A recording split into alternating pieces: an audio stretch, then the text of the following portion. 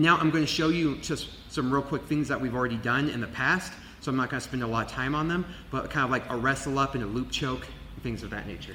So if Jade stands up, now when we're here, let's say she like bends down to get a hold of my legs, I can get this collar now. Now it's very hard for her to get away from me right here, right? Boom. I can start to wrestle up, all right?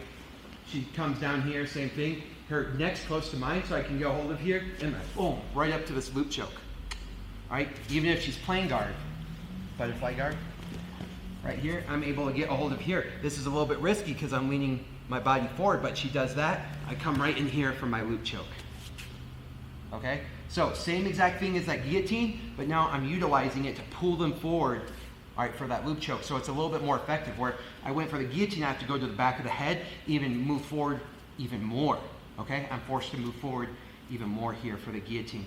But if I can, I still have to move forward a little bit, but I get a hold of the lapel right here, I can pull her right here, boom. And even though I'm still grabbing the back of the head, that's not what's causing her to move forward. Before in the guillotine, the back of the head was to force her to move forward for that guillotine, but now I can force her to move forward from way back here, and then the back of the head just solidifies that loop choke, where I'm snaking this in, I'm trying to make the snake come out the other side to get that finish, okay? And she can do it to me too, so I have to be aware. If she gets here and she gets like 4 fingers in, okay. So I have to be aware that she has the same opportunity here. Okay, so if I'm going for this, remember, that means she has the ability to reach. She can reach in and she can get a loop choke and wrestle up. And then maybe as I'm backing away from the loop choke, she snags my foot, and now, oh, dang, and now she's already got this good grip. So this gi is only enhancing all these things we've already done. So I really like that. It's butterfly guard is an incredible guard, and gi only makes it better. One little caveat I want to talk to you guys about, go ahead and stand up, is we get in the butterfly guard, and let's say your gi's all messy, be very cognizant of someone starting to pull you in right here utilizing this, because you see how it forces her upper body to come down? This is a dream come true for me, okay?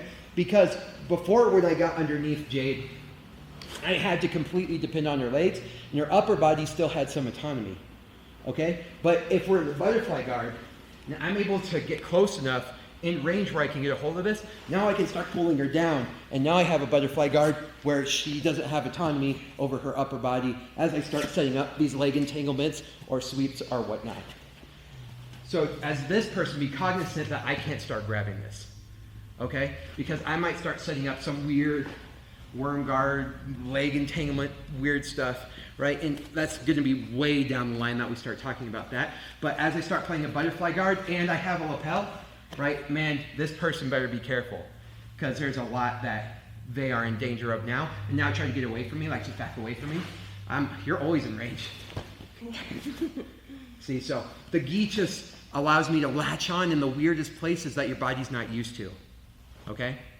But still same concepts, still same foundation. So, do you have anything to add for the gi? The one thing that you always talked about with people is like not having death grips on the gi. Oh, yeah. Or did you already talk about that before? Like okay. well, I'll mention it again, which is good. Here, let's scoot forward. Okay. And remember, as we do the gi, you're going to grab this like your life depends on it, and your forearm's going to blow out, and right? You can have the same effect or even a better effect when I grab the gi, when I just grab it loose here, and then when I need to grab it, okay, like when I need to pull her tight, then I squeeze hard, and then it's this loose grip. But as I have grips, like try and shake your hand away, I don't have a very tight grip here. It just follows her, right? I don't need to be like, you're not going anywhere, right? It depends on the situation. There's going to be times where you need to pull hard, and most of the time you just hold this pretty loosely, okay? If they're desperate to get this out, and they're, come on. Oh, sorry. Yeah. If they're desperate to get this handbrake free and they want to use a bunch of muscle to do it, okay, fine. Let's just get it again, right? I make this joke all the time that, like pretend we're standing up or whatever, but I get this grip right here, and she's so desperate to get that grip break off. Okay. Right? It's the grips and the grip breaks, and people get so like focused on it. I would rather us keep our composure. I would rather us keep our strength, right? Our isometric strength, where I'm not just, right? So that way we can get through the whole match. One of the biggest problems I see, especially at all levels, is people are completely blown out. They get through the match and they're like ready to throw up. They have no forearm strength and like, right? I even have some problems like on some tough matches because I'm just gripping too hard. I black out. Yeah. I see red or whatever, and it's just like I'm panicked. So I use absolutely everything. My heart's racing, and man, by the second match, it's like I'm just dead. Right? It's because it's like we're gripping too much here. So when you get these grips, just grab it enough to have control, and then when it's time to move it hard, then you move it, right? But you don't need to be just squeezing right here, especially if they're not even trying to do anything, or just squeezing it isn't preventing or stopping anything, right? If I'm just grabbing, like let's say I'm in a butterfly and she's up right here, and we're not going anywhere quite yet, I'm just squeezing just to squeeze, and she's pulling just to pull, and we're just like it's going to be a waste of time. Whereas if I'm right here and she's trying to go crazy now, that's fine. I can just kind of keep this. When I need to pull, I'll pull. So, yeah. The other thing is when you're in gi, remember the order of operations, unless you're in a flow, goes choke and then Americana. Then we go towards that, either the S mount or the gift wrap. Remember, the order of operations in gi is slightly different from no gi. We're just adding chokes, remember? ABC, always be choking. So when you get on top of someone, always be threatening a choke, forcing their arms to come up and battle, forcing them to create a reaction. Gi is this great place where I can use my lapel across places to get chokes. I can reach into your own lapel to get chokes, or collar, or I could start folding your lapel around you to get chokes. So starting to apply chokes from all sorts of different directions in the gi, start from there, and then start moving up towards body part manipulations, just like arm bars or shoulder locks. The further out the limb is from the body, the more advanced. That being said, when I'm in mount, I start going for a choke. I usually don't have to dismount in order to get the choke. In order to get the shoulder lock, generally, I don't have to dismount. But as I start going for like arm bars, depending on which arm bar, I'm going to have to start dismounting to get that arm bar to isolate. Okay? As I start going for more advanced techniques, generally,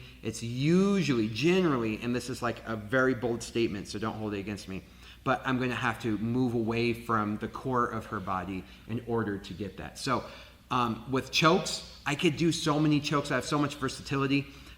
Being in mount and not sacrificing that position while forcing them to open up other opportunities for me to get other submissions or to advance my position.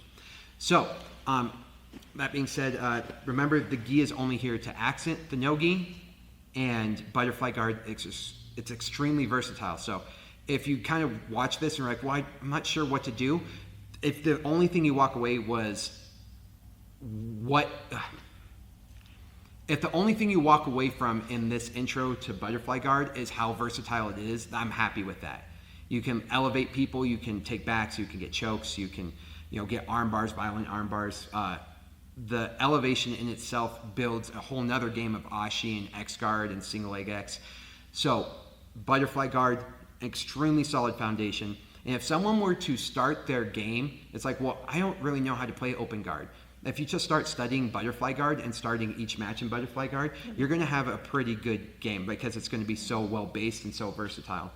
And you have so many opportunities to move elsewhere. But at the same time, we don't start with butterfly guard because of how complicated it can get. We want to introduce you to these other things first, so that way butterfly guard starts to make more sense. So you can move in all these different directions, get these submissions, get these transitions. So I love butterfly guard, and that's probably why it's my favorite guard, tied with half guard. The reason why they're tied is half guard keeps your opponent locked down. Butterfly guard doesn't, but butterfly guard has more opportunity than half guard. So like the gives and takes in each of them kind of balances it out, but regardless, they're almost the same.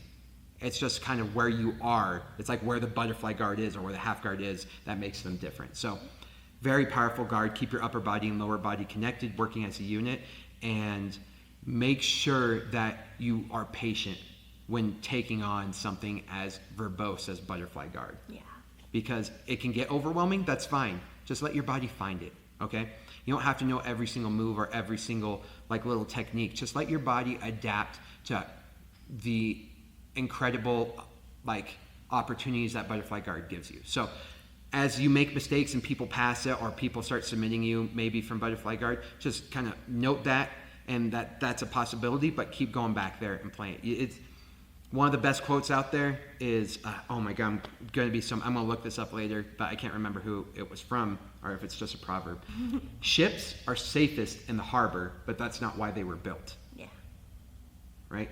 So when you do jiu-jitsu, all right, this mat space, when you're rolling live, you're meant to use that jiu-jitsu. You're meant to go out there, make mistakes, learn how to sail, right? You're supposed to go up against the storms. You're not supposed to get in there and just not move and be so scared that something might happen to you. You want these things to happen to you so that way you know that they're there. You want to find as many kinks in your armor so that way you can fortify those areas. The more kinks that are found by other people, the less holes that's going to be in your armor, the more fortified your armor is going to be in the real world. So go into that butterfly guard, like let it happen, but also, realize that you are that much more powerful as you learn through. So, do you have anything else? I think so. All right. Thanks so much for joining us. Go check out xmartial.com, use code ChadTheDad, and we will see you next time for Side Control.